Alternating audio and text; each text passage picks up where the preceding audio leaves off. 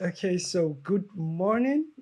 This is Yejide Kilanko, and it's an honor to meet you and finally speak with you. I think I've seen your books on shelves. I like the cover of Daughters Who Walk This Path. I like that, it's very green, it's white. I like those colors because I like colors of nature. I haven't really gotten a chance to read your books, but with Narrative Landscape saying, oh, you should talk to this author. I'm like, okay, let me speak with her. She has a new book coming. I'm like, okay, then I meet in our own ways, and I love the cover.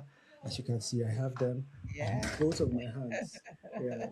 Great cover. I decided to wear a shirt that was the same color to honor the book. Oh, And I have a copy. I am on my second read.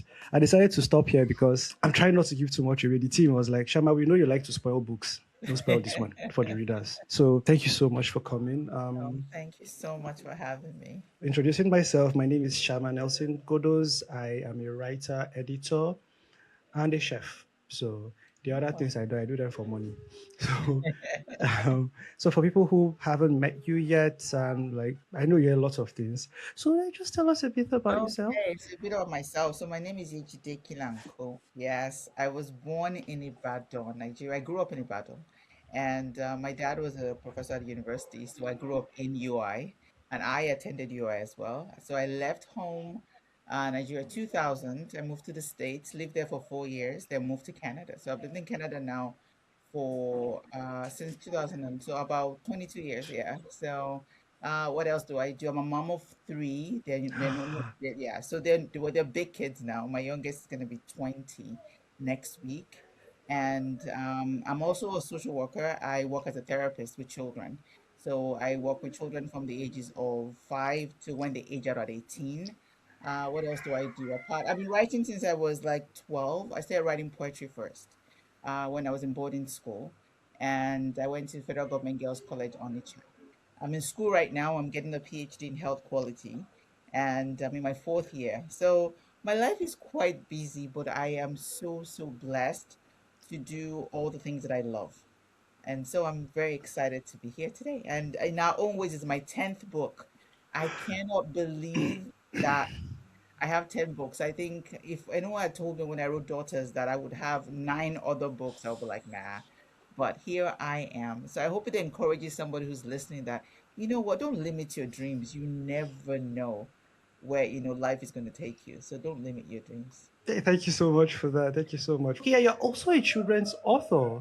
Yes, yes, I Yeah. write children's books. I write Christian fiction under a pen name. So that's why I have 10 books. I write Christian fiction under Vivian K. So my Christian fiction, it's more like unorthodox. So my very first one was about exploring uh, Nigerian couples who were swinging. They were in a church and they decided that was the way to fix their marriage. And the second book is about surrogacy. And so, yeah, so I write things. So for some people, they might be like, well, that's not really, but that's my way of exploring real issues that Christians face too. So You know, new questions just happened. I, I hope I can ask them later because that's so interesting. Because those are like, I mean, when you mention swinging, in church, like everybody will ask you, please lower your voice, like reduce the volume. But I'm wondering how that shakes out. You know, I'll form my questions later. I'll form my questions okay, later. sounds good. So always speaking, I think on Wednesday you said that you had a book launch today, and I was like, Yes, I'm launching one of my children's books today. oh yeah, the Yeah, new this one. afternoon. Yeah, Could so you just tell us a bit about it so that the people that did not attend will know that they are missing a lot. Yeah. okay, so it's called What the Eye See. So it's really the title is around a folk tale. So it said it's not everything the eye see that the mouth says. Like so for Yoruba speakers, "Kì í ṣe gbogbo nǹkan tójú bá rí lẹ́nu ń sọ," right? So that's really what the eye. So it was my very first children's picture book around that. I didn't have human characters. Well, I had one human character, but it was mostly animals. And so the main character in this children's book is a tortoise.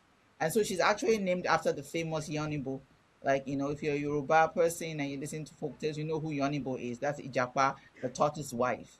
And so it's really about speaking up. The book was published last year or August, but I didn't do any. I had so many things going on last year. So this is I'm officially launching the book today. That's such a wonderful understanding of time. Like even in your writing, I can see that you are not always rushing because when I first posted the book, so I was like, yeah.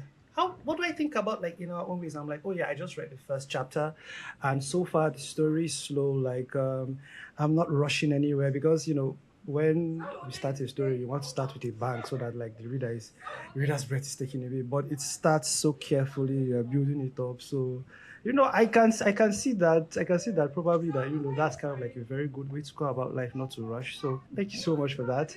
I was sitting in a life like the one you had at Aminat Adebayo, and Yes, yes, I learned a lot because like everything, I even wrote everything down. I wrote everything over. You said you like dancing, you left Nigeria yes. when you were 24, and I wanted to find out like when was the last time you came back to this country? When was the last time you touched the Yeah, soil? I came back in 2020, so I haven't been home since then. So my last two visits were not fun because I came back for funerals. So I buried I, my dad in 2019, and then I buried my mom in 2020. And so mm, that was a very those were very traumatic visits for me. So I I'm think so that's part of sorry. why I haven't come back. Because I remember when I came for my mom's, because the first person I call when I get to Lagos is my mom. And I go to the airport, I was like, I don't have anybody to really call. Like, so that was really hard for me. So I don't know. So Mm, the thought of going back home or going back to Ibadan, and I'll be like, okay, where are they? Like, I don't know. So eventually I'm gonna have to face it because they were my people. And so now yeah. I do have family, I still have family at home, but just because I don't know, there's something about losing parents.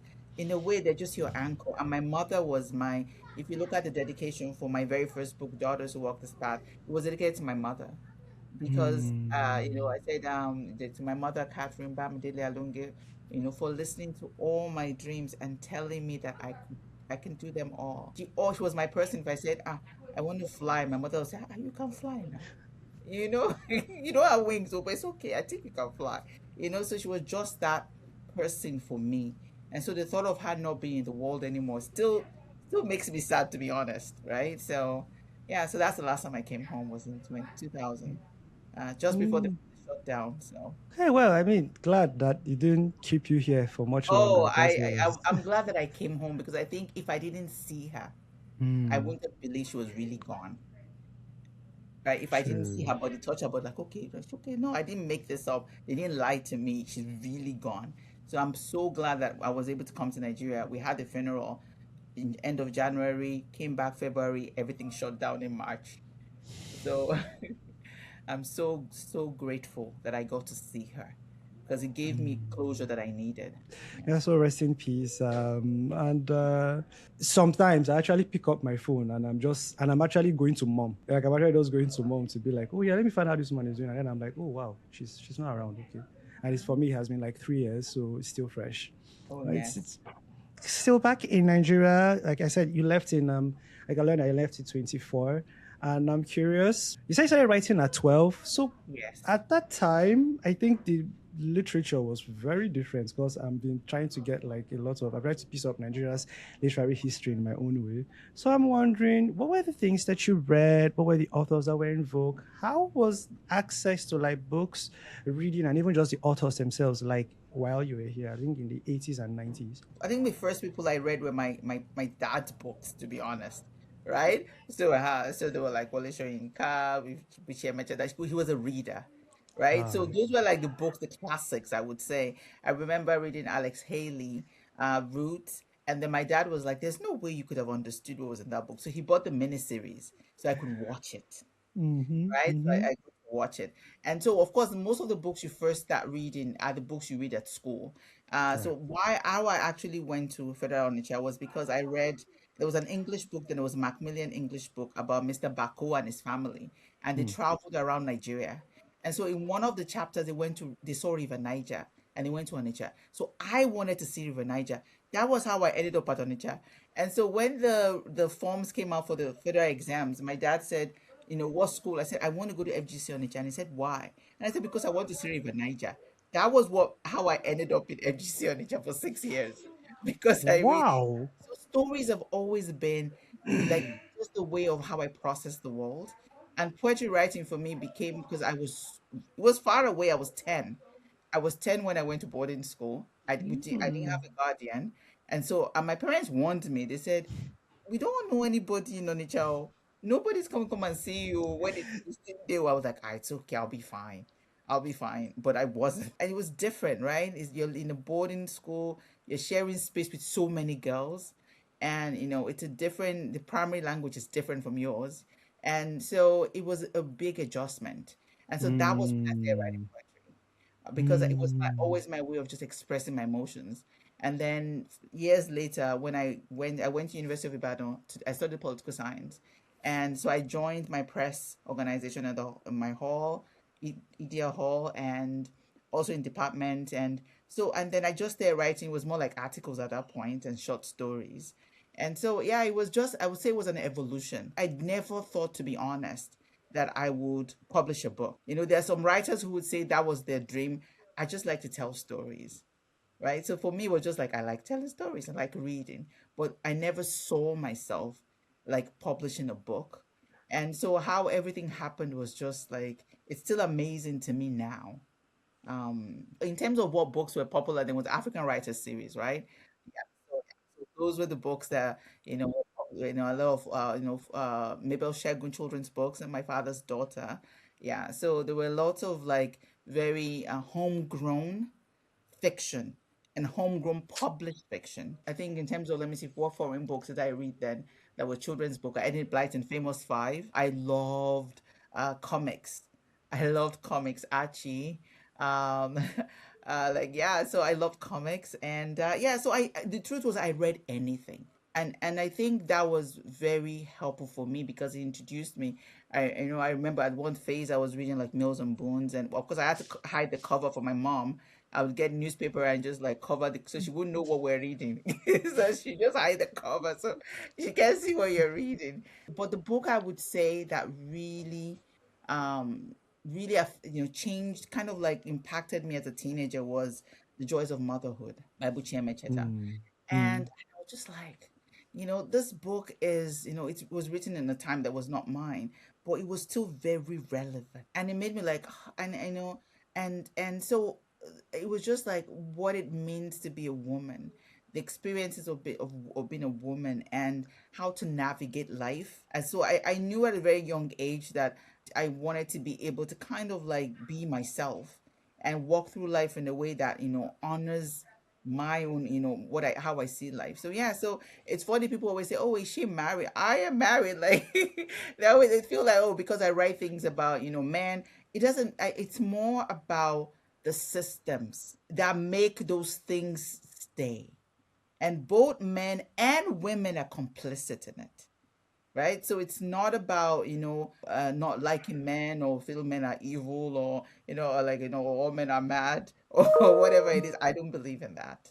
I have a very, awesome husband. I have two sons whom I adore, my brothers. I have brothers, I have nephews. So I have friends, just stand up men who are wonderful. So it's not about that. It's about the systems, it's about the practices, it's about the things that we do that kind of entrench, injustice, really. So now I kind of feel like it's redundant to ask like how a social worker gets into literature. But more interestingly, I also want to know like what does fiction do for you that would I say your time, your efforts as a social worker cannot do, like in terms of thinking, maybe reconstructing the lives of people, maybe talking to people, exploring all these ideas. Because you said stories are how you see the world, and I can Yeah. see that. So yeah, what does fiction do that regular social work doesn't do? For me, they kind of inform each other because Mm, Daughters Who Walk This Path actually started. So at that time, I was working in as a child protection worker. So I wasn't doing therapy at that time. I was working with children who had been sexually abused, who had been physically abused.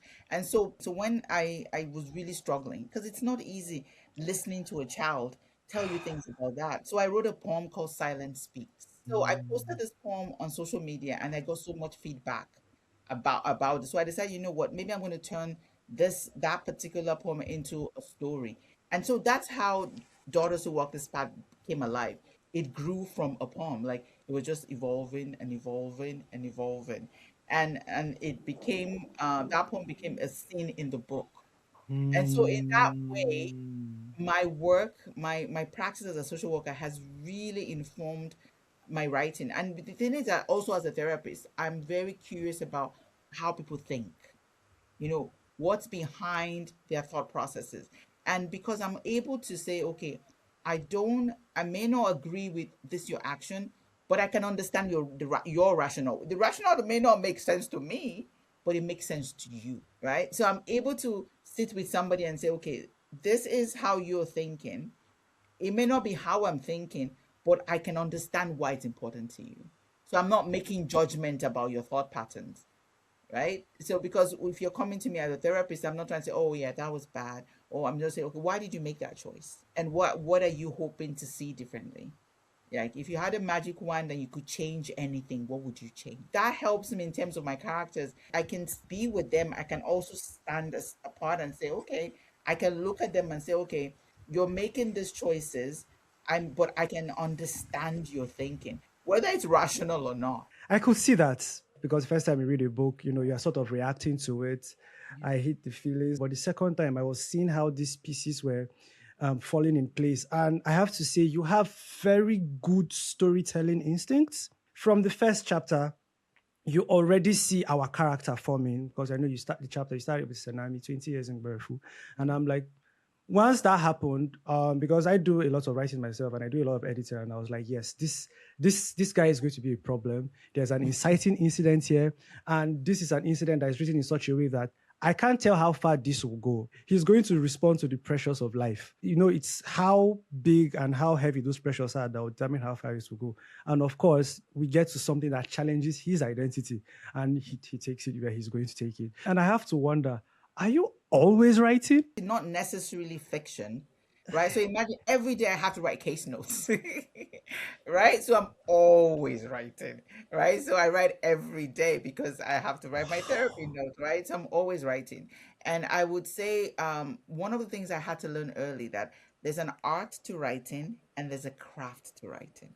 Yeah. Right. So the art part came easier for me because I like to tell stories. Ever since I was little, I was a storyteller. Like you asked me, so what happened? I'm like, then I was going and then I saw a rabbit and then the rabbit said, hello, Yejide Bawoni. And I'm like, hi, rabbit. And then like, so there's, like I've always been, but I had to learn like if you're writing a story and when you're writing something that's like 90,000 words or 100, you have to learn that craft Yeah. of writing because then in a way sentence structures, and you're right. And my very first, from daughters to now, I think I have grown. I hope I have grown as a Oh, writer. you I've have. grown as a person.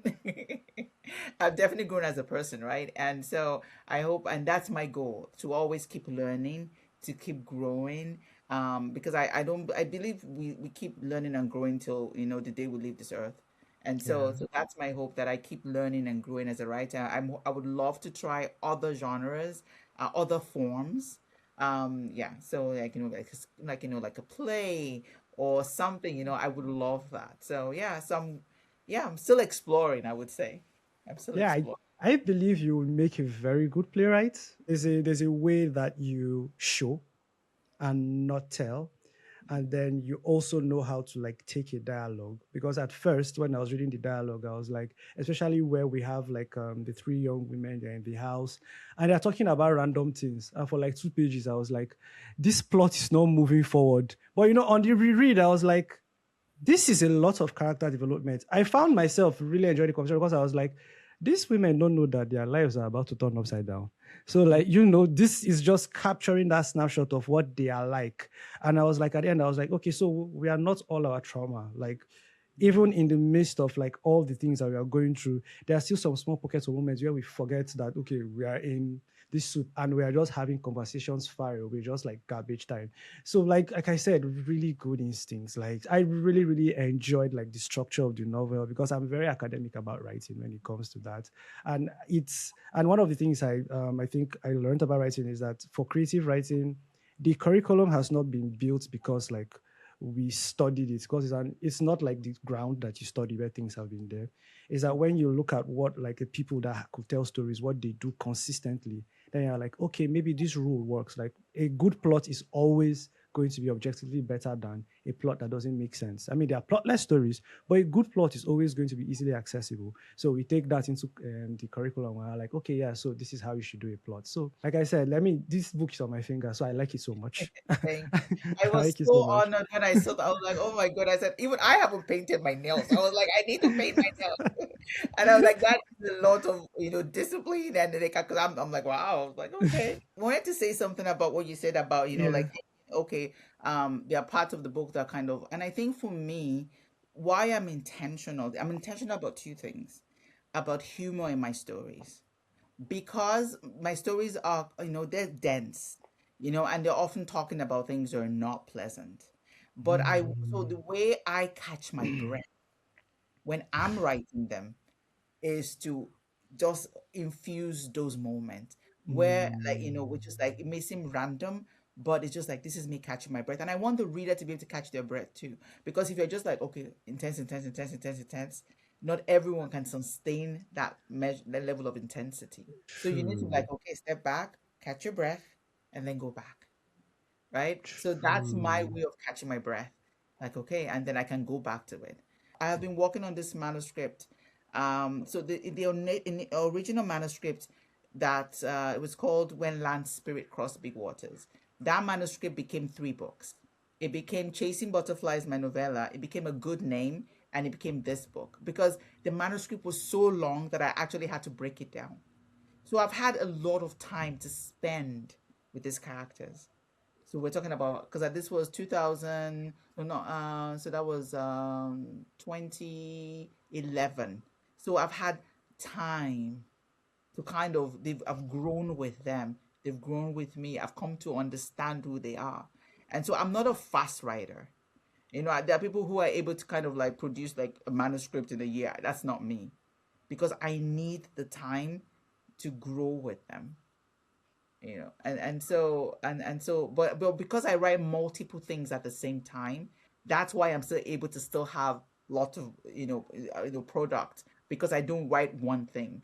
But I'm not a fast writer at all, so I just spend my time and we kind of grow together. So writer and characters, we're growing together as well as we're discovering this story. Because I have a question about like what the editing process was like, what were the shapes this manuscript was in. Now you've sort of answered that. When I saw there were some scenes that were written, and I was like, there were like five other things were here before that you sort of like took out, and then you just reflected them inside that one scene. So what was the editing process like for this manuscript? I know you spoke about like the three things, but from when you decided that, from when it got into like, okay, you're like, okay, you split it into three novels, and then you now Yeah. had this one. What was it like working with editors? What was the publication process like basically for this Yeah, book? so I because I worked with Anwuli before from Narrative Landscape, and so she's my editor, and so she edited the book, and so because we Aha. worked together on other books, so we kind of like, so now we know, right?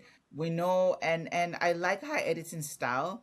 It's not, so it gives you as the writer room to kind of like do your thing, but Yeah. she'll ask you, give suggestions. You're like, okay, that makes sense. Because we've worked well together, I value her feedback. And I think for in our own ways, it probably took me, because we had to rearrange chapters, we had to start. It was like heavy duty writing, I think editing for like 16 weeks. And when I'm in the middle of it, I don't do anything else. Like, like, I'm not doing laundry, I'm not, like, I'm just going to work, come back, right, go to work, come back. And so because I need to just focus on it, so like just that laser focus. And so that the editing process was intense. But then I think Mm. I think I'm getting better now, like in terms of being pleased with my work, right? Because I'm my own biggest critic. Like, I'm just like, oh, you could have done better. Oh, you could have, So now I'm like, I've taken this book as far as I can, and I have to rest with that. Is it gonna be perfect? No. Is perfection? I always say progress, not perfection. Do I feel that I've grown as a writer in this process? Yes. Are there things I can do better in person in a book? Yes. So, but I had to just say, okay, it's off in the world now. People are going to interpret the way they're going to interpret it. That's fine. You've done your own part. You've honored Yeah. the characters in a way that, as much as possible that you could. And so it's now left for them to go do their thing in the world and tell people their stories. So yeah. Like I said, it's very visual. Like when I'm reading a scene, beyond the letters, I am sort of like catching some sort of spirit in the scene. Like I'm going to say, I have, because I have to explain it with this scene, like where Senami goes to pick up Fadaka from the prayer house, and Yes. she's tired, and I'm like, okay, yeah, she's tired, and yeah, because I'm at that point I'm very angry because I'm like, this guy. And so I'm going through the texts and I'm just sad. And then you close the scene with her singing that song, Devil, I senior you spiritually, financially. And I just woke up. I was like, oh, I put the book aside and I sat and I thought about it deeply, because like quintessentially, here's it, because that brought out like, okay, first, she's tired, she's not herself, she has been traumatized. And at that point, she's reduced into a shell of like she's reduced into a shell of what that night carries. Devil, I see you spiritually. And it's very ironic in the sense that she had just got visited by the devil. It was doing so much work that was like, if I get to class, I'll be like, take this scene and let's bring out all of the literary devices, all of the literary, things that are going on there. So yeah, you do these things effortlessly. I could see that in the writing. Well done. Really Thank well you. done, well done, well done. And there's this thing you do with the slow reveal. I know where this scene is leading to, but you take us there slowly and slowly and slowly. And I think you mentioned that that is intentional. So we just drill down. Like, what are the mechanics of that? Like, how are you placing those words? Do you like draw a map? Do you write like, okay, here's an emotional register? Because I hear people do a lot of that. So when my writers do that, they're like writing emotional registers, and I'm like, okay, well done. So, like, what are the mechanics of that? For when I wrote Daughters, I didn't, you think of, you're either an outliner or a pantser, right? And so when I wrote Daughters, I did not have an outline. I just wrote. And Yeah. so when I had the manuscript, like my first agent then read, he was like, okay, you need to go back. And he did such a good thing for me. I Mm-hmm. always, just honor him for that. And so Dan said, go back and kind of like do an outline. So I did an outline Mm, after the fact. And so ever since mm, then, I've always have had an outline for my book, but the outline is not written in stone. It just yeah. gives me, a sense of, okay, where am I going? And the way I do my outline, because I think when I finished university and I was trying to find work, and for a bit I did acting. I did play theater acting. My childhood friend, her dad is Bodisho one day. I did a bit of, Odu themes. We did some play acting and everything. So I love play acting, theater work and all that. So for me, when I do my outlines, I actually do them in scenes of, so I'm looking at my using my five senses. What is this scene? What can I see? Is there a taste? Is there a smell? So that's more what I'm looking at. I'm a visual learner. And if I can't picture the scene in my head, then it's very hard for me to write it. What am I hearing? What's going on in the scene? What am I hearing? Is there a taste? Is there a smell? Is there something? So that's how more I write my scenes. If you're reading a play script, it's like, okay, in the play, the characters move between acts, right? So once they move through act one and the curtain falls, you can't go back. You got to keep moving. Mm, You go through that curtain mm, again. So it's almost till you get to the end. And so that's mm. how I kind of structure my outline. So they're quite long, but then I go back. So once I do something, I'm like, oh, well, character says, that's not what I want. And I go back and I move scenes around in my outline. And so sometimes I'm not even sure how the story is going to end until I It start writing. happens. I Yeah. don't know until I'm like, oh, okay, this makes sense. But in the beginning, I just know I want to write about couples who are dealing with this. And then the other thing I'm very intentional about is names. I'm very intentional about the names because as a Yoruba person, I always say, names, we believe that your name is that one thing that has an important impact on your life. And so I'm Yeah. very intentional about the names for my characters. And then sometimes their names is just a play, like Fadaka Silva, it's just like, so Fadaka in Yoruba is silver and her last name is Silva, so she's double silver, right? So yeah, that was nickname Eyimofe called her. Right. So yeah. So and I said because not everyone will know what Fadaka means if you're not a Yoruba person, right? And so I'm very in like Ezia Fakego in a good name. It's a good name is better than money, right? And Yeah. so yeah. So I'm very intentional about the names because I think their names also kind of shape how they walk through the book as well. Thank you so much for sharing that, because I kept thinking about like the background work that went into producing this book. And I was like, I'm finishing my second read because I really want to go to the end. Because I think I'm having a conversation with Aminat, the girl who interviewed you for the life, and we're having Yes. like a readers conversation. And while I was reading this book, I felt a little bit guilty because most of the questions I had, most of the things I wanted to explore Senami's origins. And because and I shook myself. I was like, I mean, the book started with him, so maybe he's sort of like the center. Because really, at some sense, he's the engine of the book.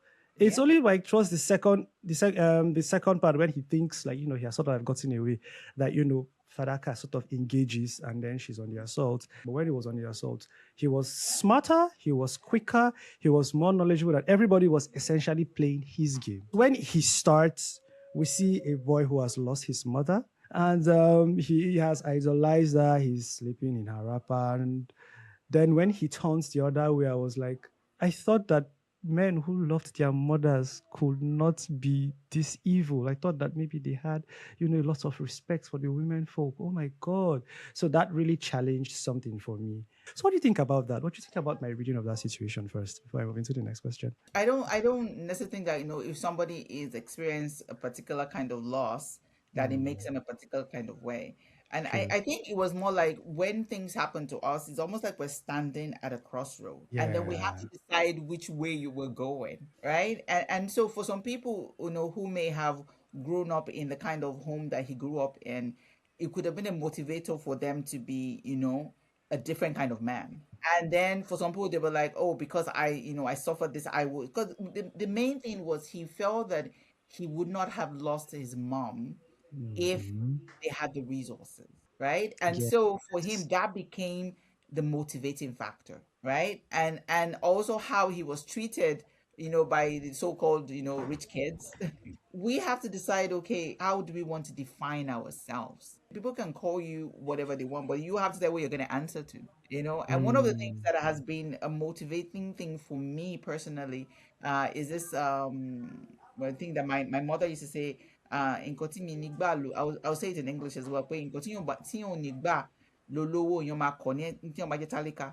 So meaning that if you're going to, when you're a poor person, there are some ways that people will treat you. Don't say, because I'm poor, I'm just going to accept it. When I'm rich, I'm not. You should be yourself regardless of whatever your status in life is. I'm not going to let you disrespect me because I'm a poor person, because I'm like, well, I'm not rich yet, so I'm going to let you disrespect me. So what I will not accept as a poor person, as a rich person rather, I will not accept as a poor person, right? So it's Mm. being really sure of yourself. And I think for him, of course, losing your parents, for anyone as a young age is a traumatic event, right? It's a traumatic event. And it also talks about, we don't talk about things like that with children. Nobody ever sat him down and said, hey, how are you feeling? Right? Just like, let's move on. Like life moves. Yeah. The life that they were living, I felt in some way did not give them the luxury of sitting with your emotions. Mm. One of the things that, in counseling we talk about, it's called the Maslow's hierarchy of needs, where it's this pyramid that talks, about your physiological needs, shelter, food, and at the top is kind of like self-actualization. Yeah. If you're hungry, if you don't have a house, if your basic needs are not met, you cannot now be thinking about, oh, self esteem, oh, self actualization, because you're always in survival mode. And Mhm. so for him, he was in survival mode, even though his station in life changed, he was still stuck back in the village. Yeah, he was. And you bring it so beautifully at the end. Because I could see that it was a problem that I don't know whether he never got the chance to deal with it or he just never dealt with. So it keeps, my friend says this thing. He says that if life is trying to teach you a lesson you don't learn, it's going to bring it back again. And I could see how, like, even through the book, he had so many chances. Like, Yeah. he had a wife like Fadaka. And Hmm. at any point, he could have stopped whatever he was stopping. But Yeah. because he hadn't learned that lesson, there was like this huge gaping hole. There was this question of identity that I don't know if he really answered. From the beginning of the book, I think when I first read the interaction between them, I was shaking my head. I was like, nah, this marriage is on the rocks. Lord, so it's already, those signs are already there. You could see Mofe was really saying that this your husband, does he allow us? Does it allow you to have girls' night out? And I was like, that sounds like, that's a toxic relationship. So the signs were already there. It was really beautiful. But I think I would start from identity. I don't know. From my experience, I was thinking that maybe a lot of social issues, like, they sort of have like probably a loss of like identity or a misunderstanding of personal identity, and probably a relational identity, like at their core. And, probably like when these people move through the world, because, there is really no center, they sort of like knock things out. In your experience, how close to reality does this reflect? And could you like help me clarify it, like, if like this is really a societal problem in your work as a social worker? Yes, I think, yeah, that's the angle I was coming from. How could we manage that? Like, for instance, how could Senami have been managed, even though like he didn't have access to those resources? I think that's why it's important to have people in your life. Perhaps if there had been, a good adult in his life who would be like, okay, if auntie, was a different person, or he had other people Yeah. in his life who could have been, his path could have gone differently, right? And so, especially for children, that's why mentorship is so important. Because the Hmm. people in their lives are really, really important, because at that point they can actually, kind of steer you into where you're going. And that's why youth mentorship is really important. Safe spaces are really important for children and youth, right? I would say, like, maybe in the States, where I lived there for a bit, like maybe in some certain areas where they're like, why are the children drawn to, like the gangbangers or the drug dealers? Because they're the ones who give them attention, right? They're the ones who, like, hey, buddy, how are you? They're the ones who pay attention to them, That makes right? They're the sense. ones, they're the ones who give them things. They're the ones. So that's, I would say, attention. That's a currency of love. So if someone is giving you attention, right, and saying, okay, this is, then you feel, okay, this person cares about me. And when Hmm. you're a young person, you don't know enough to say, is this the right kind of attention? Attention is attention. So there you now have to, okay, this is not the kind of attention I want. But for a child who is starving for attention, they will take it from wherever they get it. And so that's why it's really important to say, okay, who are the people, who are the mentors around? Now that's what we need: good mentors. We need mentors who are solid themselves, right? Who are solid themselves, and they can provide safe spaces, right? So I think, in terms of, I think it's a human thing. Any society, whether, it's, we all want people to love us, and we want people to invest in us, and so we'll be drawn to anyone who's giving us that attention. I'm going to sit with this for a while. I like how like we even get glimpses of where Senami has been, because he does feel like a character that is running away from home. Even when they ask him to go back, yeah, he's going back, and he has like this shoulder. And even when he meets his father, and his father says this thing that I think just really eclipses like his character, where he says, "Son, wealth is not the only thing that makes a man great." And I was like, there was just so much wisdom. And then from there, I was like, okay, so there are lots of proverbs in this book. And I'm like, Yes. the last time I got so many proverbs when I was watching Nollywood, where, Chiweta Lago will come and give that. But I think we are losing a lot of these stories. And I don't know where to create this content. I don't know how to document these things. But what would be the next best thing to this age old wisdom that I think seems to be disappearing? It's just a by the way question, Yeah, no. right? I love proverbs. I always call them kernels of wisdom, because they just pack a lot. It's just a little, like, sentence, and there's a lot in that sentence. And so, if you, for daughters, that's why there's a proverb at every beginning of every chapter, and Yeah. that kind of sets the scene. I actually found a book that, a Yoruba professor, he was based in the States, he's late now. He Mm. actually compiled, there's a website, I'll send you the link later, where there's so many proverbs. So that is one of the resources I use. And so I read through this website, and I look for different proverbs that kind of captures what I want to say. And Yeah. so I think it's important. I think, Maso Yibo, I think that's the name of the show. There's a gentleman on YouTube that he's a Maso Yibo, where he would bring different people to come, and then he would ask them questions in Yoruba, and they're not meant to respond in English. I love that show. Mm. I probably won't get past like the first line, because you're not meant to say, oh yeah, any English word at all. I think that's a piece of us kind of developing our structures at home, because we Mm. have to be able to publish ourselves in our indigenous languages. Yes. Sadly, I can't. I know I speak Yoruba well. I taught myself how to read. I can't read very well, like with the tone mark. Sometimes I'm like, okay, which tone mark is this?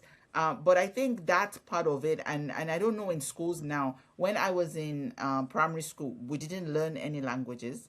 And when I went to Federal Government Onitsha, because I was, we had to do a language that was not ours.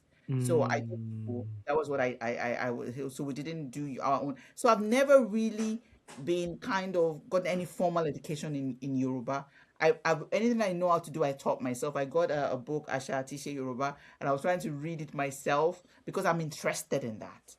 So not Mm. everyone, and sadly, there's some families where they don't want their children to speak Yoruba. They were like, no, it's not, you have to speak. And a friend of mine, were laughing one day, she said, their native language they can't speak. English they can't speak. Like so like they can't even really speak. They're not fluent in anything. Right? So I Mm. don't see, I think it's a big advantage for your children to speak your language. That's why you're bilingual, right? You're able and Yeah. you really think differently. Yeah. How True. you think, I think in English or I think in Yoruba are not the same ways. So I'm Yes. exercising different parts of my brain. My brain muscles are engaging with things in a different way, right? So yeah, so I think it's really important that people teach their children their languages, right? As best as they can. Mine were born here, so I speak to them. They can't read, but they understand. And so Yeah. I'm like, hey, there are YouTube videos now. Go and watch. Go and watch things like that. Learn about where you're from because it's very important to know where you're from. It's And no, very. because no one can take that away from you, right? You have to know where you're from. Your roots are really, really important. Yeah, even the Yoruba there, I was you're like you're reading a book and then I just get like you even write it out and I'm like, Yeah. yes. Moving on to I like to talk about Fadaka. She's a very, very soft girl, a good person to the end. Because there's a question that is it Mimuna asks her and she gives the answer. Mimuna is like, is that all you want? And I was like, that is some character consistency there. Like she's not changed even up till the end, she came for what she wanted and what she wanted to go. And I found her being herself a lot more when she was with her friends and when she was outside his influence. That just confirmed for me that this was not a good relationship. And I've heard this concept, I think, bandied around whenever I really watch TikToks. They're always like, marriage reduces women. And I have seen that personally, but I want to hear from your perspective. Like, why is there that sentiment? Because I understand that, okay, like when you get married to somebody, you sort of like ceded some power. But I wanted to understand the emotional and the social mechanics of that, of why it just seems like they are not women are not always themselves within this system. I think it's because sometimes you have to do more of the giving up of things. Because my maiden name is Alonge.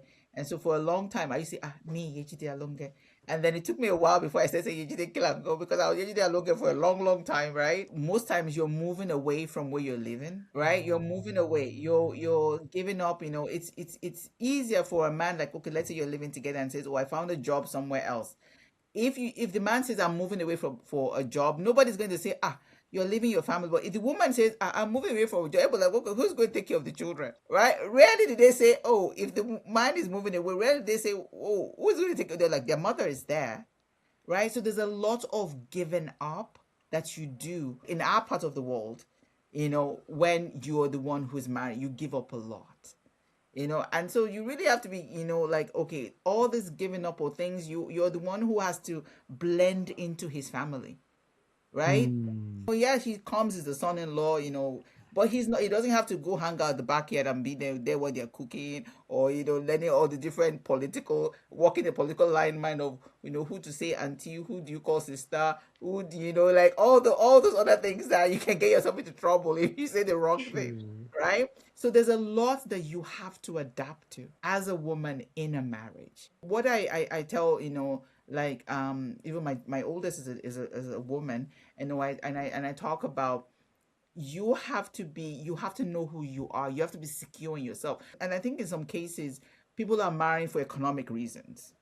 Not Yeah. necessarily because, like, I haven't found a job, or this guy isn't bad, hey, let's just do it, right? Or I'm ready to have children, or, my parents are disturbing me, like, oh, they are bringing me my name forward every time at church for like prayer, fasting, So sometimes people are not marrying for the right reasons.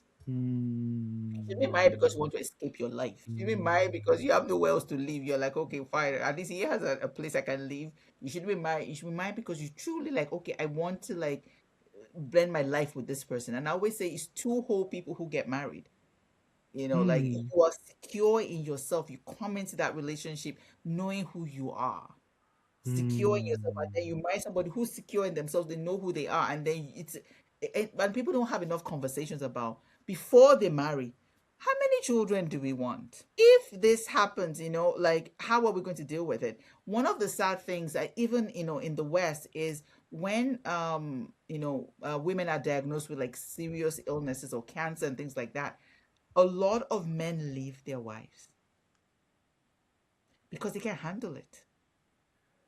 It's actually a phenomenon. Like it's not even like a lot of, and I'm a cancer survivor, so I've had in terms of those kind of conversations where marriages break up because the wife was diagnosed with cancer or something, because then men are like, I can't, you've changed the dynamics of our relationship, and so I can't deal with it. But women on the other hand rarely live. They stay, and they're good, they're caretakers. So it's interesting how, so I'll for me, I'm like, you before you go into a marriage, you have to be sure this is what you want, and you understand what you're getting yourself into. Love is fantastic, but marriage is way more than that. there was a level of trust, especially in this institution, that Fadaka really trusted because Senami had several chances to turn this ship around. Yeah. And he only had that because of how much she trusted him. Like she knew deeply, deeply, deeply that something was wrong. Like from that first chapter, even when she receives his message and she's like, oh, Senami, it was the next, I think in the next four lines, I see that oh, Senami, she's using it to make up from some sort of discomfort that she feels. And Erimofena enters the scene and just like cements that for me. But she keeps trusting that, okay, even when he sort of locks her out of the office, she's still like, this conversation is not over. And I'm like, I mean, if that was a Gen Z girl now, she'd have packed her bags and left the house. Like I was wondering, I was like, it's a little bit of mistrust, in things that is it, I think because I think it's relevant, I think it's important for especially women, for humans to have a healthy sense of interest, but for women especially, because there's a system that is just out to get you, just out to extract value from you. So I think a little bit of mistrust is healthy, but I'm also afraid that at what point would this mistrust become like self-destruction? At what point would it be like, oh, you now start liking the taste of blood, for instance, instead of licking your own wounds? Looking back at Fadaka's parents and her mother, right? So that's the piece too. I think once you understand her mother's story, then it's easier. And even when we Mm, talked about Iyimofe's mother, right? So that generation, so they were not in the position to give the best advice to their daughters, I see right? that. So hopefully, when for Daka now, if she goes on and has another child, or or even for her son, what she would share would be different from what was shared with her. And that was why it was important to me to give glimpses into Fadaka's mother, because then that gives you an understanding of why Fadaka is the way she is. you know, like my favorite scene in the book. I think is it page 214. I know it's around the Okay, 210s. I have the book here. So Yeah, I think we should read that. I think is where Fadaka takes, I think is it Fadaka takes, is it what do they call it? She takes a spanner to, it's page 227. okay. Yeah, page 227. Oh Please, if you yeah. could read it. Yes, Okay. yes. So, Okay. So but we could start from like okay. where the boat, just these last three paragraphs. The next day, her father sent for Dogo. So please. Okay. Okay. Mm-hmm. So this is page Two, two, 227. yeah. So the next day, her father sent for Dogo. After a brief meeting, Dogo provided Senami's new cell phone number. When they called it, the line was out of service. Dogo insisted Senami did not give him any other phone number or an address. Dogo said all he knew was that Senami had accepted an investment job offer in Bauchi. Everything else was foggy. Fadaka was sure Senami deliberately kept Dogo in the dark, Bauchi was a vast state. It would be an impossible search. Her mother came along when Fadaka made a trip to Auntie Kike's shop and home. Both were locked up. Auntie Kike's next door neighbor told them about Roti's illness and her mother's desperate search for a healer. Auntie Kike did not leave a destination or a return date. On their way out of the compound, they walked by Senami's car. Fadaka recognized the customized plate number. Silent, her mother watched as Fadaka took a wheel spanner from their vehicle and kept hitting the vehicle until she smashed in the Range Rover's windscreen. Literal goosebumps. I thought that was a master stroke because before then, essentially Fadaka had been taking a beating with no response.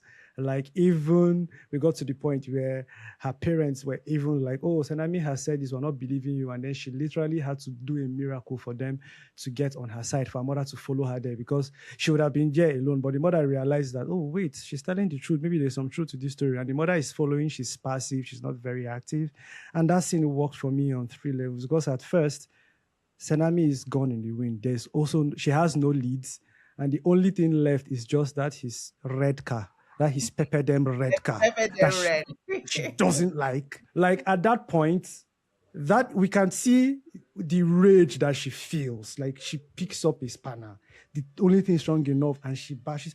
Range Rover's windscreens are very strong, oh. Yes, so So, like when you say Range Rover windshield, I'm like, so how long was she bashing that thing for? It will take a while, a that's lot how of songs strength. have been She's a built. woman who is weakened from, she's still recovering her body. So she's not as strong as she used to be. So, and you do this thing so beautifully that we are not in Fadaka's store because at that point she's seeing red. I mean, it's not just the car is not the only red she's seeing. There's rage. And then we pull back and then we watch from the mother's perspective. That's a flash fiction right there because the mother is watching her child have a breakdown, which is painful for any parent. And then two, this child is having a breakdown because if you had stepped in since, this would not have happened. So there's also that sense of guilt that the mother feels, and you just leave it there. And like after that, I think I just put my bookmark and I went outside and I just sat down and I thought about like, I mean, there's probably like a generation of women that probably may had they didn't even have the tools, and it ended up like they may somehow by their actions or inaction may have failed the next generation. It's a turning point because she's at the end of her rope. From there, for the next like two scenes where she now has that breakdown where she doesn't do anything, I was like, yeah, she has exhausted herself. It was just really beautiful story crafts. I think it's something that we should teach in class, like the approach to that scene and that sandwich. But then again, the question that it came forward because I've been having discussions about like generations of women, and I've always very interested in why like it always seems like well, I say essentially mothers are sort of like always fighting their daughters, and at the stage of my understanding, they're like, oh yeah, it different times, man. I mean, like 30 years ago. I mean, as at 50 years ago, some women could not own bank accounts. Now that you can own the bank accounts, your problems are very different from your mother's problems. Your self-expression is very different. So, like, so that's where I am. So there's first like a divide in the generational thing, and I've always been interested in how this functions, and is there a way to mend this, or should these women keep managing themselves? Because I don't think that's sustainable. No, but yeah, you're right that we have come a long way, and I Yeah, always say we've come a long way. We have long, far. So we've come a long way. We have far to go, right? yeah. I think it's just something that we're going to keep having to navigate, and Hmm. for some people, and so that's for me when we talk about feminism, and the different ways of it's really a woman's the way I look at it is that her way to choose what she wants for herself, that she's able to be the one to say, this is how I want to navigate my world. It may be she says, my ways, I want to be a kept woman, right? That, as long as it's something that she's choosing, right? So Hmm. I'm looking, so those are like personal choices, but I'm more focused Hmm. on in terms of the systemic things, right? Yes. Or pay equity. If a man and woman are doing the same job, they should be paid the same thing, and not be like, oh, because she's a woman, she should earn less. Or like, oh, because she went on a mat leave and went to have a baby, now is not going to affect how she gets promoted. So those kind of systemic things that really keep Yeah. men down, right? So that we should be able to be like, okay, if we should be able to be on the same playing field when we're doing the same work. And or in careers when they're predominant women who do it, because of that they don't have the same, they don't get the same pay, don't get the same respect. So things like that. In terms of personal choices, if people say, oh, I want to be kept, that's your choice. If people say, this is how I want to dress, I want to, wear a hijab, I want to, that's your choice, right? So I don't Mm. believe that I should get to, tell you how you should live your life, right? As long as that is your choice. So it's more about making available opportunities, making safe spaces, right? So if there's a woman who decides she wants to leave a marriage, she has somewhere to go. So a lot of people stay because of finances, Yeah. nowhere to go. They stay because if they go to court, they're going to lose their children. Or they go to the police and say, it's a family matter, they should go and settle it. No, domestic violence is not a family matter. It's a criminal issue. Some women may say, okay, you know what? I want to stay. I know this marriage is toxic for me. I know, but it is my choice to stay, and we have to respect that. It's not as straightforward like if you want to take your husband's name, fine, if that's your choice. If you don't want to, fine, if that's your choice, right? So, and I think it's not, policing other people's choices Yeah. or being prescriptive and saying this is the only way it has to be, right? There's room at the Mm. table for different versions of us. There are people who are more hardcore, and that's okay. There are people who are not. There are people in the middle. That's it's it's a coalition, a conversation. We should all be able to feel free to express ourselves. Yeah, true, true. I see the sense in that. Yeah. And yeah, which just actually reminded me, like in many ways, and I know I could argue this anyways, like one of the main villains of the book is even that system. Faraka is our protagonist. You could see how everybody who engaged in this system, her mother, her father, her brothers, her friends, even herself, whenever she engaged in those like social rituals, sort of like diminish women, because at some point she's like, thank God I'm not an empty shell. And I'm like, excuse me, you are head of HR in a huge marketing firm that they Mhm. did not lay off. And you're thinking you're an empty shell. Ma, what are you doing? Girl, stand up. I have that. So everybody that engages in that system sort of like becomes the antagonist at one point. And I could just see how like there are so many ways to really put down a woman. And in our own ways, even just by probably even just being neutral, we could actually put women down. And I always wondered, like, is there a way to immunize like young women against like these ills? Because at this point it feels like as if we're in dirty water and we all have to develop gills to rinse out the salt. I think it's conversations like this, right? I Okay. think it's, Yeah. it's conversations, is keep talking about it. It's Yeah. keep, understanding, and, like I always laugh. I don't engage when I read all kinds of things on Twitter and there's this person is fighting this person and this, Yeah. I always say you can catch much more bees with honey than vinegar, right? So that's a saying, right? So going around and fighting people and getting up, it's not going to change. People don't change because you fought them. People change when they decide, okay, this story, this version of this narrative that you are telling them, it matches with their own beliefs. That's why sometimes rehabilitation doesn't really work in prison. People, you send people to prison, right? You say, oh, they're not being rehab, they're following the rules because they're there, because they're structured. That's why they come out and they go back to doing the same thing. Because unless they have decided that, you know what, I no longer, this is no longer my identity, I don't want to go back to it, they're going to go back and say, okay, well, this is the way I know. So if you want people to understand what it is, what it is to be a feminist, or what it is to be, somebody who supports women, it's not by fighting everyone around it. What systems are there in place? If a woman decides they want to leave, where can they go?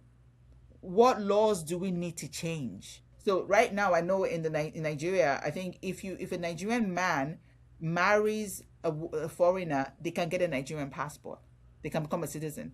But if a Nigerian woman marries a foreign man, they can't. Did you Yeah. know that? Yeah. Right? So yeah, so why we have things that we need to focus on. Okay, when it comes to child support, are men paying child support? If they're not, things like that, what happens to, so we have things that we really need to focus on and address. And it's more than who took whose last name, who didn't take who's, like, like, so there's systemic things. That's my lens anyway. I'm not saying those, interpersonal things are not important, but I feel that, you can do more, you can have more impact on a wider scale when you focus on systemic things. Thank you so much. Thank you so much for that. So talking about even the system, I think in your life with Amina, you said Auntie Kike was like one of that you were really fascinated with her. You wanted to know what was going on in her head. I know. I was just like, I think after the beginning, when she now gets into the story where Senami goes to go and meet her, where we step into the market and she's essentially has a bleaching cream conglomerate. And I was yes. like, yeah, that's the soldier of the patriarchy right there. For the bleaching cream conglomerates, because one of the girls mentioned that she was buying the bleaching cream so that she would get a job. Yejide, what do you know about this bleaching cream conglomerate? Like, No, I think it's just more like colorism, right? Where mhm, it's almost like there's a hierarchy. The lighter yeah, you are, the more you're seen as desirable, yeah, right? And so definitely. like so it's that thing of, or even when we used to like perm my hair or straighten it or wear all the weaves or something, because it's very, it's like if you carry your natural hair, it's seen as it's not professional, or it's not. But now, things, people now, you can carry exactly, you can carry your locks, you can carry your into office spaces. Back in the day, you couldn't, right? You're expected to look, have your straight hair. Or I can't remember how many times people talk about my hair, like, oh, your hair, your hair, your hair. So it's such a big deal, about like, so I think it's not just in Nigeria. Even I've heard Yeah. of, or even with, just not even with black people. I've heard of Asians bleaching their skin. I've had of conversations with East Asians who are darker, right? Of how Mm, they're seen as less. So there's something about, but of course, it's because we're using the white skin as the ideal. So anything else, it's almost mm, like having a color palette. Anything else that is kind of the further away you get from that shade is like, you're not so good. But there's so yeah. many beautiful, like I like the people from South Sudan. Ah, I look at their skin, I'm just like, oh my God, that is just beautiful. Right? And so it's shedding, like, like even now that we still have to be like, oh, we have to have this image of what beauty is. Mm, And so I know, and so it's more like you're selling. So she's more like a drug dealer in some ways, because that's what she's doing. She's dealing. She's just dealing. She's dealing that. Yeah, right. Like, so that's why people keep buying into that lie, because they're thinking that it's going to, give them this thing that they want, and that is the only thing that, stands in the way. But the more people can talk about, like, you know what, it has nothing. There'll be always be something else while you're inadequate. yeah. They'll find something Yeah. else. Fine, you go bleach. I'm like, oh well, maybe she doesn't really talk right, or maybe she didn't go to the right schools, or there will always be something else. So that's why Yes. you have to know who you are. You have to be secure in yourself. You have to, like, okay, this is who I am. This is how I came into this world. I was not an accident. I came into this world with this beautiful skin and with this beautiful brain and with this beautiful people in my life. And so you have to be secure and that I'm very intentional with that, with my children, with the children in my life. Mm, I always meant to tell them how beautiful they are. I'm like, oh my goodness, look how beautiful, how articulate you speak, how kind you are. So that it's not just about the doing, how kind you are to your, to people around you, how helpful you are, how, because if it has to be even just your presence, even if you're not doing anything, that you're just there and I'm seeing you, I'm delighting in you, right? And so it's really important when people hear that, when you say you have love at home. When you have love at home, you won't just accept any kind of love outside. yes. That's the truth. So that's why that foundation is so important, because it gives you a yardstick to be able to measure against any other thing that comes your way. Thank you so much. Thank you so much. I would so the second half of the book, which I'm trying my best not to speak about because I found it to be a completely different beast from the first half. Fadaka also now has this sort of motion, Yes. she decides to break away from all of the influences of those people who like did not support her cause, and then she leans into like her friends, and then we start seeing women only spaces. And I found it to be such a foreshadowing because at the beginning, when she's first at Meimo's house and Senami comes to the door and he's like, so you won't let me in? And she's like, no. And then I think at the second read, I was like, that's my girl right there. Because it's very, very reminiscent of how like it's exceedingly important for us to have women only spaces. And your book demonstrates that so well. And that ends up turning to be like, one of the things that gets her through to the finish line. And I really liked it. My first question would be like in practical terms, like, real life, how has being in women only spaces, affected as how you've navigated life? So I would say that I think it's good for women and men to have those spaces, right? Where they can be themselves, because there's some learning that, as that they need from each other, right? Because of the experiences are different and all that, so we do need our spaces, whatever gender, we need our spaces so that we can be ourselves, right? And so I think for me, the women in my life I've been very, very blessed to have some awesome women in my life, that I can be myself with. Can be Yejide the mother, Yejide the wife, Yejide the daughter, Yejide the I'm the oldest child, so Yejide the first grandchild, Yejide, Yejide, I can be myself. I'm like, okay, I'm struggling with this, and you can be real with me. I think it's important to have people who are honest with you and say, you know what, no, what you just did was wrong. Yeah, so you need to kind of get over yourself and go, make things right. I don't, everybody's experiences are different, so Mm-hmm, because mm-hmm, you and I are both women doesn't mean that we have the same experiences, because of mm-hmm, like experience of a black woman, or a black immigrant woman, or a black woman living with disability, or a black woman, all those intersectionalities also shape what your experience is. But I think it's good for us to have those spaces, and that was important for me with the house, because the house in itself was a character. That was the thing, mm, with the house, and that was why it was important for me to have that house, because it gave people kind of like a safe place, a place of refuge, mm, and I was even intentional about naming the house, like, so naming, the house of dengue, naming the house, right? So that, like, in terms of, because it mean kindred, like, who really is your kindred, like, and sometimes it's not the people that, you have any blood connections with, and so it's really important that we find our own people, right? mm, Because you're going to need it. You can't travel journey this life on your own. You're going to need mm, people along the way, and you not only accept, you also give, right? And we also mm, have to know when somebody's part of our journey has ended. Not everyone who started with you is going to finish with you, and that's okay. There's seasons to things called, to this, to life. And sometimes we get upset because somebody season, they've outlived their season, their lives, but we still want to hold on to it. It's really important that we have people that are, that you journey with, and mm, different season of your life.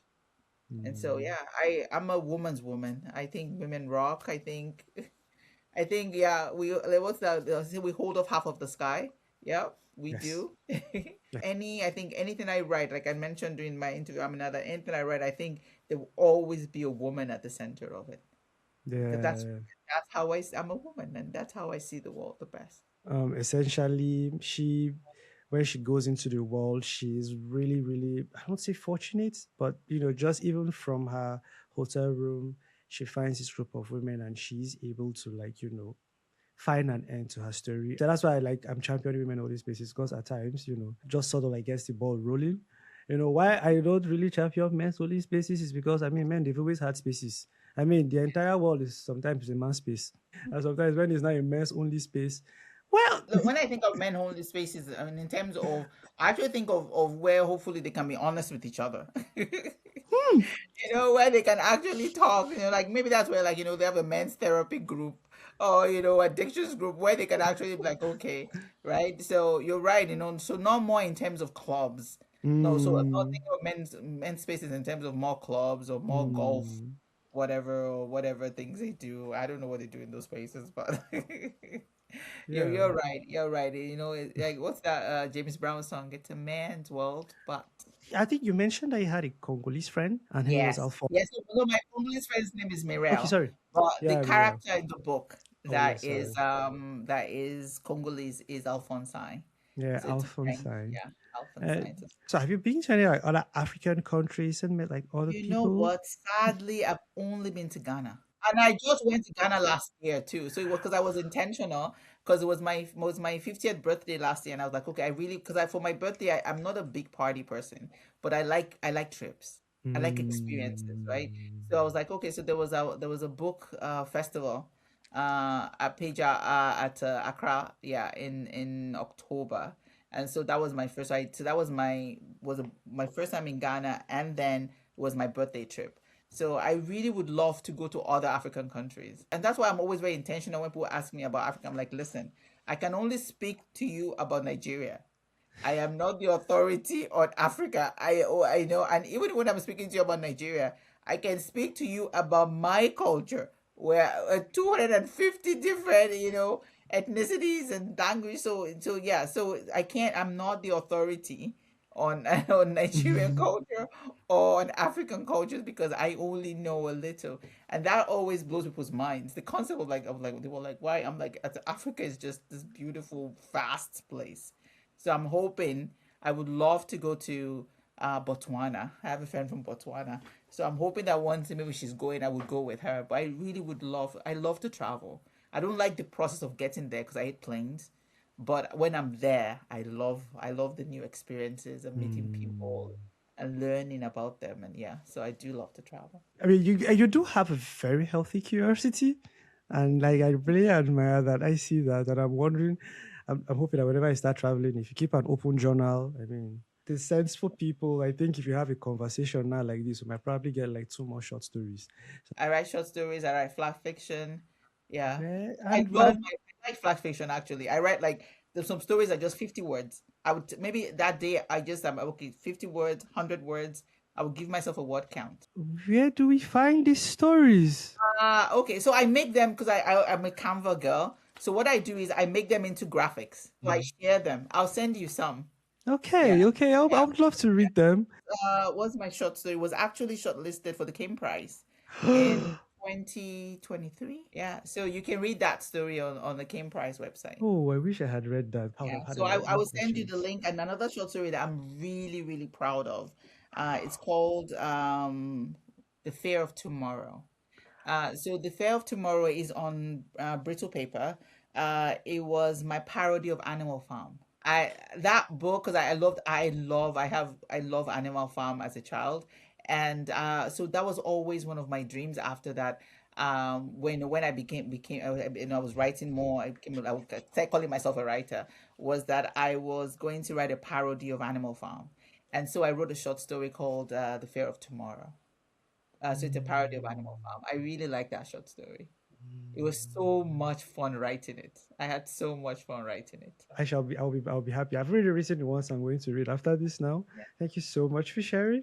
And I know that it's too soon.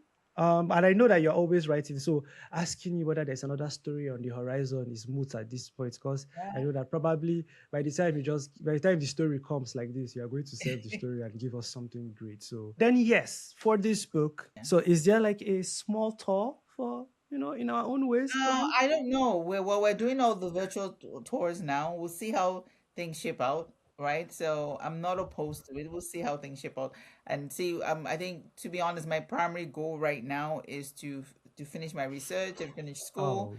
and so that way I can just be done with that phase of my life. And so I'm in the Ah. midst of data analysis and writing, and so yeah. So it's I have lots to do before the end of the year, so I can graduate next year. Ah. And yeah, so we'll see. We'll see. I never say we'll see. We'll just see. No, when time comes like this, I think that we'll see because I think it's a timeless story. I think it's still relevant because it's not just societal issues and this. It also deals with like just people navigating within their limitations, breaking free, and all of that good stuff. And I'm really, really happy that you brought this out to the world. Thank you so much. And Thank for you. your PhD, I think it's going well because you seem chill about it. You speak about it and you're smiling, and I'm like, this PhD is not stressing you at all. Am I correct? It has stressed me. Oh, I will lie. I started in 2022, Oh, and okay. yeah, so, I mean, this is my fourth year, so I'm going to have an extra year, so for 5 years. It Hmm. has, oh my goodness, I think I underestimated the amount of work it was going to take in combination with life. And Yeah. but it has, with every hard thing, I always say every hard thing I have done with help, with the considerably help of other people. And I always say it takes a village, it said it takes a village to raise a child. It Yeah. takes a village to nurture a dreamer. Yeah. It Yeah, has it taken is. a village, to nurture me as a writer, as a researcher, as a all the different hats I wear. It has taken a village to nurture me, and I'm so grateful for that. And so yeah, it's this is something I've always wanted to. So yeah, and of course I always take on more than I can bite. And so it's been a long process, but I'm really excited about how things are turning out. And I'm hoping that by this time next year I will be done. Yes, yes, Yes. and yeah, we'll be here to celebrate because, like a Yes. PhD, there are so many jokes about how a PhD makes you cry. Uh, So it has done all kinds of things, but I'm so grateful for I have amazing supervisors. I yeah. have my cohorts, of students are fantastic. My work, they've been very supportive. I honestly Mm, have been very blessed. That's the truth. Yeah, it is yeah. work, but it's work that I'm passionate about. And that's what I always tell people that if you want to go and do a PhD, do something that you're passionate about because that's what's going to sustain you. It's that Mm, passion that when everything is just crashing around you, then you're going to go back and say, okay, why did I even start this in the beginning? So you can remind yourself, why mm, you started it in the beginning. So yeah, so I always go back and okay, why did you start this? This was why. This is why this work is going to be important. And even with my writing, sometimes I'm like, okay, even if it's just one person who finds it meaningful, that's okay, right? People are called to different things, right? Some people are called to minister, or not even minister, to influence, thousands of people. Some people are called to influence one. So, and but that one may be the person who influences the thousands of people. So you do your own mm, part. Do your own part and just live it. And mm. so yeah, so that's what I always say. Okay, this is my own part. Whether it's small or big, I do my own part and I try and do it with to the best of my ability. So Yes. Yeah, really strong words. Thank you so much for your wonderful words. Thank you so much for the conversation. I was a little nervous, but thank you for oh, being open. Thank you for the amount of wisdom. I've learned so much. There's so many things I'm going to chew in my head and hopefully to improve my writing. And I hope that you had a great time. I did. The time flew. Actually, I was like, it's 90 minutes already.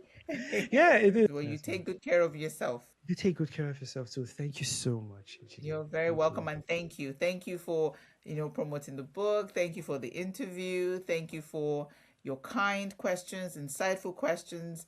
Thank you. Thank you. Yeah, I appreciate it. And you have a great day and have a wonderful book launch. Yes, You I know? have to go get ready now, and so I can head out to the bookstore and everything. Okay. Okay, You then. Take take good care. care. You take good Bye. care. Bye.